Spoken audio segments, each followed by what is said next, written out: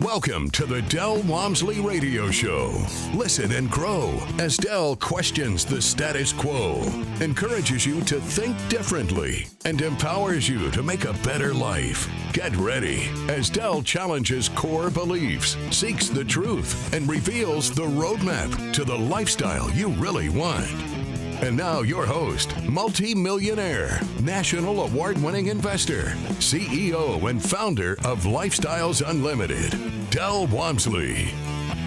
Welcome to the Del Walmsley Radio Show, where the hype ends and the help begins. I'm your host, Del Walmsley, and as always, we're working on your financial freedom.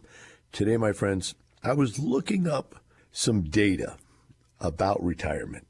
I was trying to get the information necessary to make the argument that Lifestyles members retire with much more income than what people generally do with Social Security. Obviously, we way beat that. But even pensions, and monies in their stock market and what they can afford to live off of and so on and so forth. Being that if you have like $1 million in the bank and you're living on 4% drawdown, that's $40,000 a year. And believe it or not, that money's taxable. You didn't pay taxes, income tax on it when you put it in. You already paid your Social Security and Medicare on it, but you haven't paid your income, so you're going to get taxed on that money. So you're going to take home even less than $40,000 a year. That's if you got $1 million. You're a millionaire. You got to live on $40,000. Now, if you're smart enough to put that in CDs, I think CDs might go up to 4.5 right now, so it's $45,000. You might be able to get some long-term ones for a little bit more because interest rates are going back up again. So you look here, look there, and see what you got, what you don't have. And I was going to prove out the point through many examples that our members live on much more than that. That $1 million could turn them into $100,000 to $200,000 a year return, which is, obviously much better. And because it's real estate income, it's tax deferred. And when's it deferred to? If you do it right, it's deferred till you die, and then it goes away. So I was looking for all this data, and I came across this article. In fact, I came across a couple articles that were all pretty much titled the same thing. And it was along the lines of the challenges of retirement. That's the article's premise, right? And the challenges of retirement, what are they? And you mean challenges of retirement, okay? You don't have any money. I guess that'd be the biggest challenge that I would think of, right? But he goes on in this article. In fact, I read two of them, a partial piece of two of them. And what they're really pointing out is that people have an emotional drain once they retire. And today I want to cover why our way of retiring is probably way healthier than the average way of retiring when it comes to the psychological and physiological changes that come about when you make a drastic change in life. My experience, you can take an animal, and I take my dogs and my cats, and what we do is we train them to the same routine. And they get up every day and they expect to get fed every day at the same time. They get to go outside every day at the same time. They get to go on a walk every day at the same time. And then there's little treats in life, just like in your life, there'd be little treats, things that come up. And what I found to be true with we have 5 cats. We used to have 10 cats. And we have 3 dogs and fish and birds and you name it. We collect them, right? As far as animals, we love animals. But what I found is if you take any of those animals, and let's specifically say the cats or the dogs, and change their routine, they become depressed. Like, for instance, when my wife went away on a trip, some of the animals got depressed because they didn't see her every day. Because every day she wakes up in the morning in bed. I can't believe she does it, but she wakes up in the morning in bed and all the cats jump in bed with her and one of the dogs, and she feeds them, treats. One for this one for that one for this one for that. It goes around in circles and feeds them. They all sit there in little piles, like 5 or 6 of them, and they just wait for their turn to get their little kibble, little kibble, little kibble, little kibble. But that's the excitement of their day, to get up in the morning, get their little kibble treats. Also, she feeds them at night one really, really good wet food meal where she gets out the can of wet food, and boy, all the cats come running, all the dogs come running, and she lines up like all these like 8 animals in rows and feeds them all in these specialty foods and whatever. And it's a socializing event for them. They all come in, they all cuddle with you. Normally they hide from each other, right? The dogs don't, but even one of the dogs hides from the other two. But there's this big socializing event where it's time to eat, and we just ring the bell, and we have this little bell we ring, and they all come running. They know it's that time. And while she was gone, she didn't do that because she was gone. And I thought about, maybe I should do it. And I tried it once, but I did it the wrong time of day. I didn't do it at her time. She does it about 11 o'clock at night, believe it or not, right before she goes to bed at 12 or 1 or whatever she goes to bed. But, she puts the animals to bed at 11 to 12 o'clock at night, gives them last food, shuts them down, makes them tired, whatever she does. But the bottom line is I didn't do it then. I did it like, let's do it like 5 o'clock or something, just get it out of the way. They didn't come. They sat in the closet, depressed, just hiding out. They didn't want to come out. And where am I going with this? Well, I'm going that what this article says is that's what happens to people when they retire. They've been going to this same routine, this same stress every day, and then it's gone. Many, many people die within a year after retiring. I mean, I don't know the exact numbers, but I've read this many, many times. You can look it up and find out that I'm not making this up, is that I've read that many people die within a year or two, but mostly a year, after they stop working. It really is hard to change your routine, to go from zero, or go from a million to zero, or for 100 miles an hour to zero type of a deal. In our type of retirement, what happens is we gradually build into retirement. So what we found is it's much easier for families where we build up some income for the family and we replace one spouse's income, and then that spouse retires. Now that spouse has the stability of the other spouse still working, the insurance money there, the paycheck still coming in, all that security. Yet this one's free to go do all the things for the family that the family never got to do for itself because it was always too busy. They now have the time, whereas if they were both working, by the time they got off work, get the kids, come home, feed the pets, feed the kids, mow the yard, pay the bills, blah, blah, blah, blah. There was no time to even think about getting ahead. And this allows them now to free up one. And when that happens, usually families start really growing fast at this point, because they have the time to look into good deals and to be a part of what's going on out there in the world, whereas before they really didn't have the opportunity to get into it and do anything. So it's really a good thing to have one person retire before the other, sort of test the waters, I guess, so to speak, and get yourself and your family prepared for this. Then what happens is as the income comes up and becomes level, with the other person's income, and now you've replaced both sets of income. Now you're in a situation where one person's already been there, the other person's watched them, plan their day, spend their day, come up with things to do, get stuff done. The second person's now probably craving to get out of their job. I mean, they're jealous, and I don't mean that in a mean way, but they say, hey, man, that's great that you got out. Boy, I'd like to get out now. What's funny is a lot of people that didn't even want to get out. Like the wife would want to retire and the husband wouldn't, or the husband would want to retire but the wife wouldn't. You see that a lot. Husbands have these jobs that go retire and start getting into real estate, and the wife will stay with whatever job she has. She's got a career, right?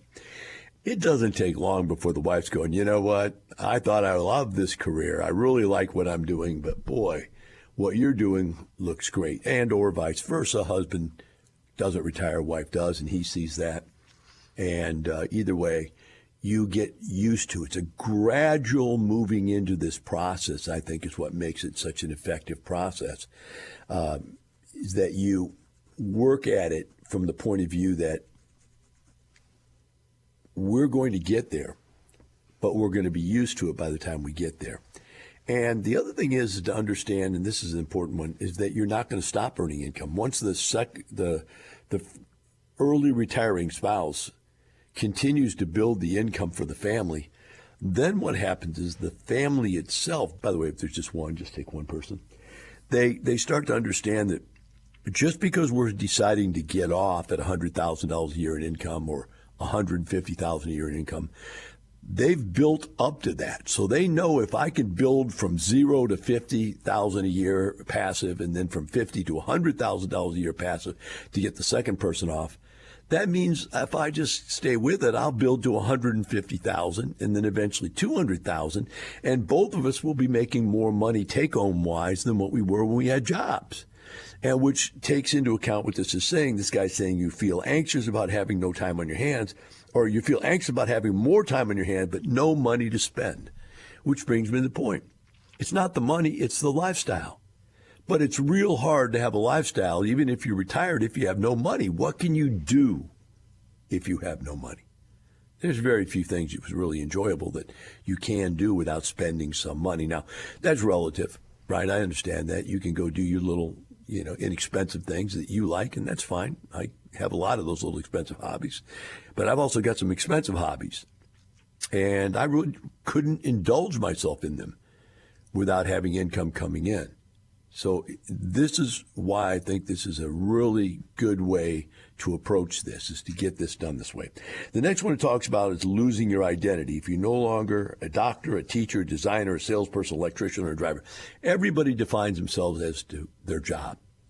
Who are you? I'm an accountant. Who are you? Who's your dad? My dad's a fireman. If you try to ask somebody to define their family, their parents, their friends, without talking about their job, it's very hard to define who they are, because that really defines you. And so all of a sudden you take that job away and you're nobody at all. Now, that doesn't happen with real estate investing, because every time you buy another piece of real estate, whether it's a single family house or a duplex or a fourplex, you're somebody. You're now an entrepreneur. You've got a business. You got people that are, renting from you. You've got things that you do. You got the bank knows that you got a business now, and you're building your identity. And as you grow your business, you grow your identity. So you never get to that point. As you're letting go of one identity, you've got another one you've stepped into. Same thing here as you talk about in this particular case. You're talking about, what do you do with your time? Well, at least you have some things to get up and do. You've still got collect your rent, get it in the bank, or if you're not doing that, get your paychecks from your lead investors and get them into the bank. Organize your position financially and work your finances. You still got something to do. You're not just sitting at home watching the boob tube going, man, I don't know why I retired. This is terrible. I'm not really enjoying any of it at all, right? So losing your identity can be a real stumbling block. The next one is feeling isolated without social interaction and being around other coworkers. People are social beings, and you go to work every day, and even if you hate the people you work with, you've got somebody to talk to every day. Every day you need to talk to somebody about the news and about this and about your health and about your family and about your problems, whatever. When you're in a situation where you have nobody to talk to, nobody to socialize with. Now, lifestyles, we have not only all the people that we interact with in our business, which are vendors and customers and salespeople and so forth. We have each other, which I'll talk about when we get back. We'll be right back with the Del Walmsley Radio Show.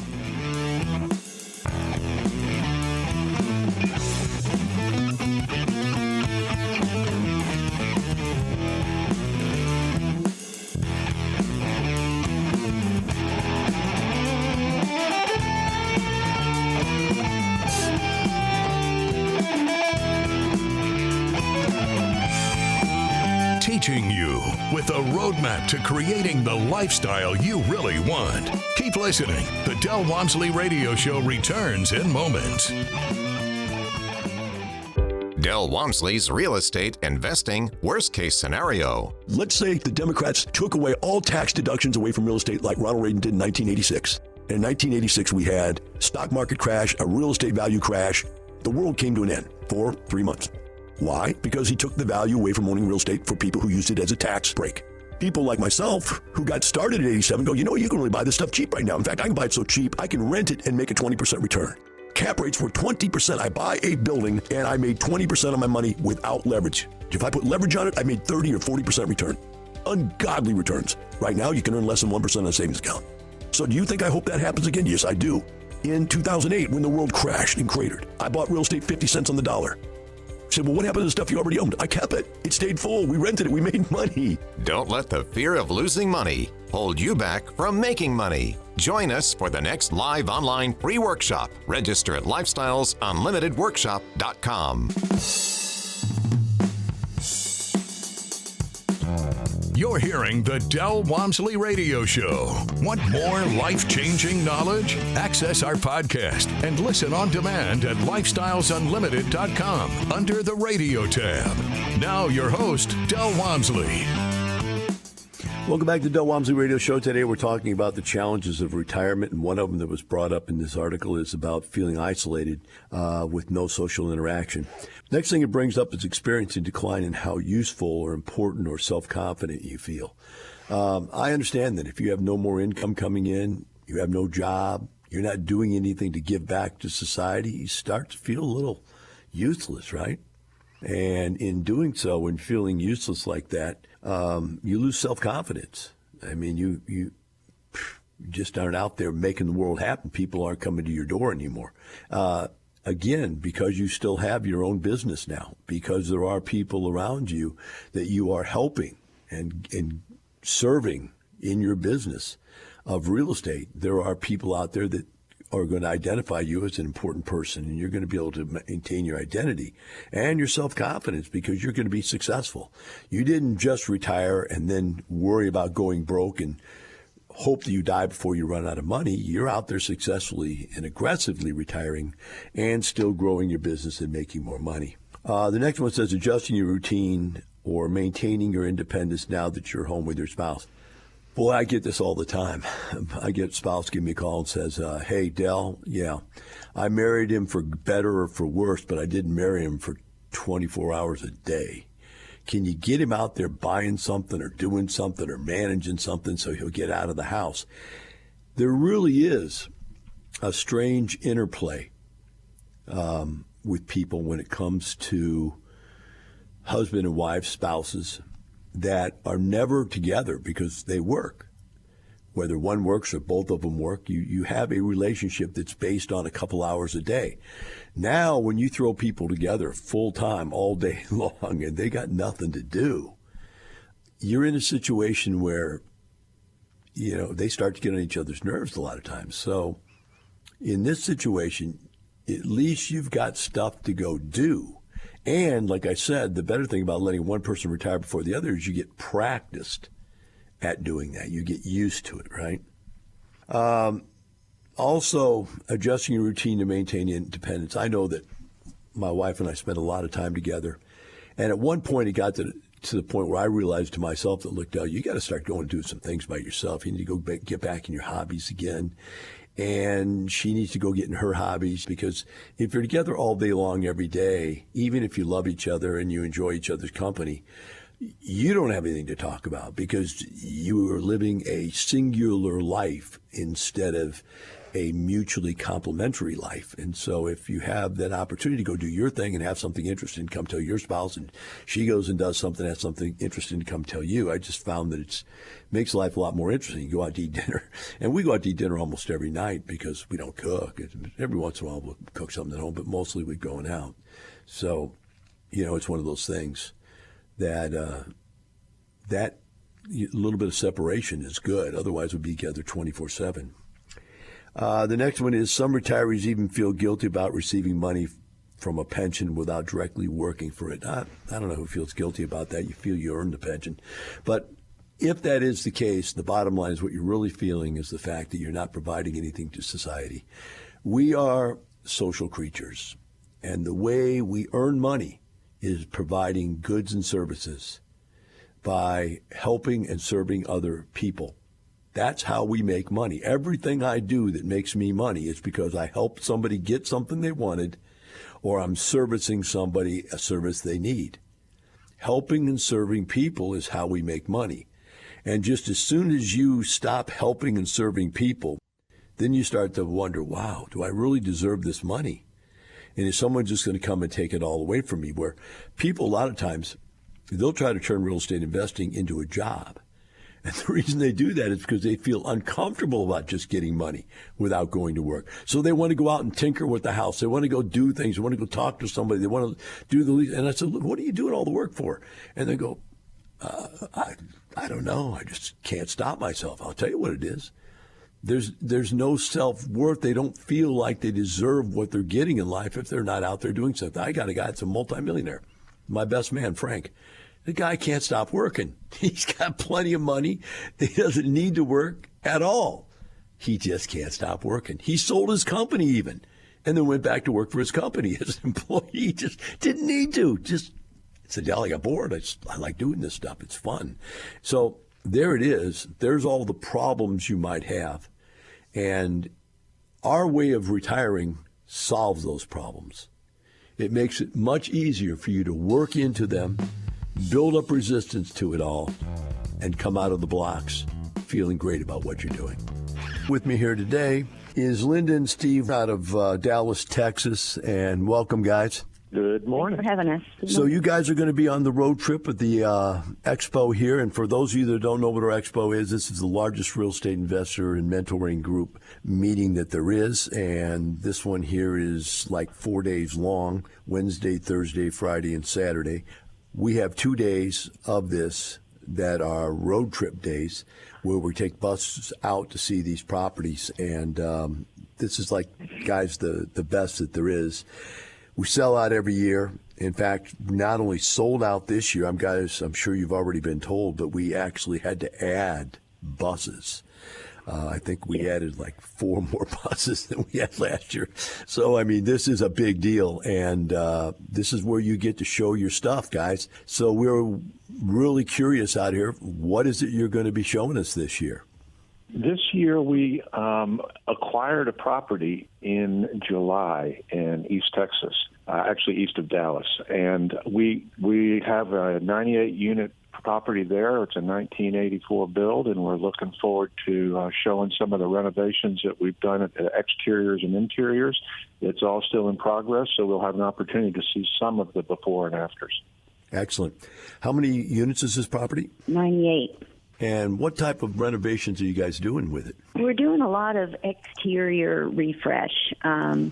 So we painted and did a lot of repairs. The exterior is part stucco. So we've done all that. We've added a dog park and a camera system and new screens and redid the pool and added an outdoor pergola. So we did a lot of that on the exterior, and then we're planning on doing a bunch of interior upgrades as well. So what do you think it's going to bring you for rent increases from doing all this? Well, so far we've seen anywhere from $150 to $350 bump in rent after our upgrades. So we're real excited about that. We've got enough budgeted to do premium level upgrades for about half of the units, and then at least be able to touch all the rest of them as well if we need to. So this is your third project. How deep is this one compared to the other two that you've done before? It's a lot more involved, especially it's a deeper value play than any of the others. So the construction budget's a lot bigger, and the amount of activity that we're trying to improve is larger than the others. The first one was 17 units. The next one was 68. This one at 98.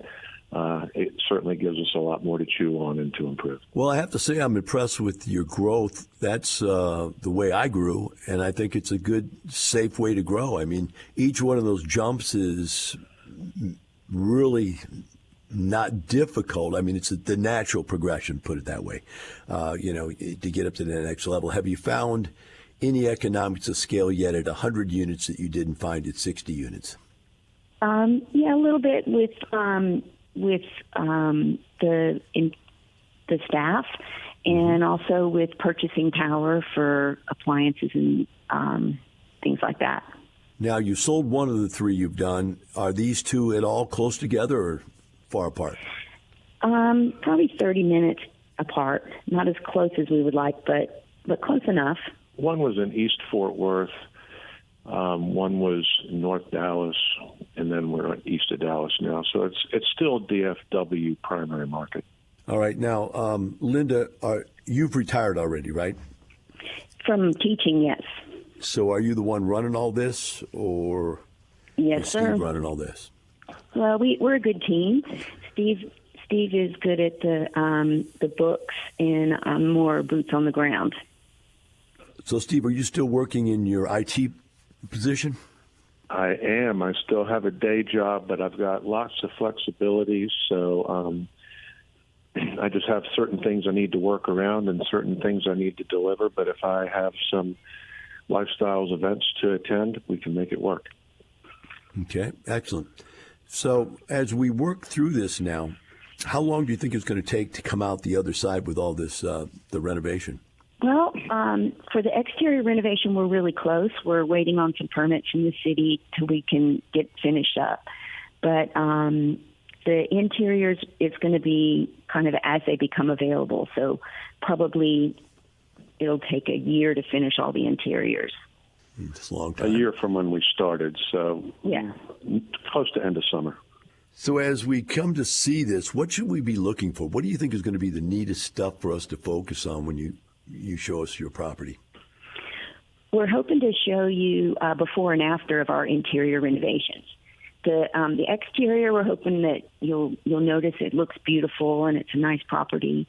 But those renovations are mostly for the residents, I think, and the curb appeal.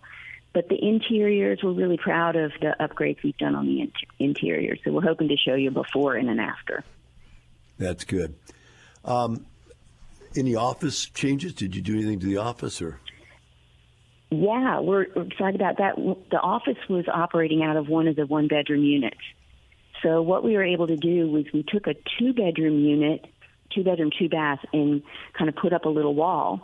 So now we have a separate one-bedroom, one-bath, just the bedroom and the bathroom that we're using as an office. Uh-huh. And we created an extra unit that we can rent out. Excellent. Excellent. That all adds to the NOI. And yes, sir. Makes it go up. When you got this property, did you do it as a independent, or did you do this as a lead? We syndicated this one. It was we went under contract just as the market was peaking, so it was a challenging period between the signing and getting to close. But we syndicated it. It's us and about 90 investors. Excellent.